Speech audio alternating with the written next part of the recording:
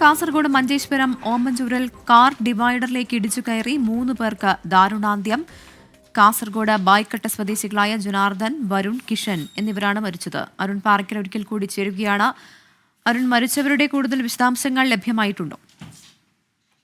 പ്രവിത, രാത്രി 10 മണിക്ക് ശേഷമാണ് ഈ അപകടം നടന്നതെന്ന് പറയുന്നുണ്ട്. കിഷനെ മംഗലാപുരത്തേക്ക് യാത്രയാക്കുന്നതിനായി പോയതാണ് ഈ കുടുംബം എന്ന് പറയുന്നത്. ഈ കിഷൻ മംഗലാപുരം ഉപ്പിലങ്ങാടി ഭാഗത്തേക്കാണ് ഇവർ പോയിരുന്നത്.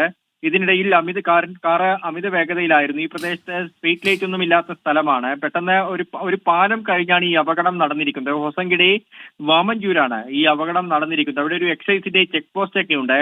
അമിത വേഗതയിലെത്തിയ കാറ് പെട്ടെന്ന് ഡിവൈഡർ കണ്ട സമയത്ത് വെട്ടിച്ചതായിരിക്കാം ഈ അപകടത്തിന് ഇടയാക്കിയതെന്ന് പ്രാഥമികമായി മനസ്സിലാക്കുന്നുണ്ട്. കാറ് പൂർണ്ണമായും തകർന്നിട്ടുണ്ട്. കാറിന്റെ പല ഭാഗങ്ങളും ചിതറിത്തെറിച്ച നിലയിലാണ്. ഈ ആളുകളൊക്കെ തന്നെ ആ കാറിൽ നിന്ന് പുറത്തേക്ക് തെറിച്ചു വീണ നിലയിലായിരുന്നു. നാട്ടുകാർ ഓടിക്കൂടി ഈ ആളുകളെ ആശുപത്രിയിലേക്ക് എത്തിച്ചു.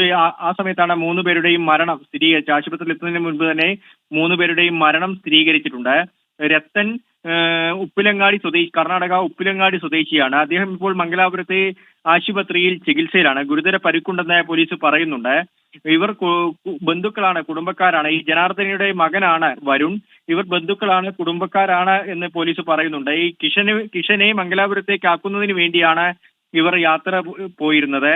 കിഷനാണ് കാർ ഓടിച്ചിരുന്നതെന്നും പറയുന്നുണ്ട്.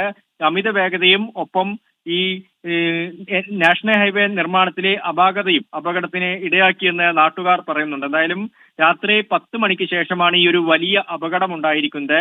3 പേർ സംഭവ സ്ഥലത്ത് തന്നെ മരിച്ചു. ഒരാളുടെ നില അതീവ ഗുരുതരമായി തുടരുന്നു. കാസർഗോഡ് ബായ്ക്കട്ട സ്വദേശികളാണ്. ഒരാൾ കർണാടക ഉപ്പിലങ്ങാടി സ്വദേശിയാണ്. പ്രവിത, ശരി. കാസർഗോഡ് നിന്നുള്ള അപകടത്തിന്റെ കൂടുതൽ വിശദാംശങ്ങളാണ് അരുൺ പാറയ്ക്കൽ നൽകിയത്. മഞ്ചേശ്വരം ഓമഞ്ചൂരിൽ കാർ ഡിവൈഡറിലേക്ക് ഇടിച്ചു കയറി 3 പേർക്ക് ദാരുണാന്ത്യം. മരിച്ചത് ബായ്ക്കട്ട സ്വദേശികളായ ജനാർദ്ദൻ, വരുൺ, കിഷൻ എന്നിവർ.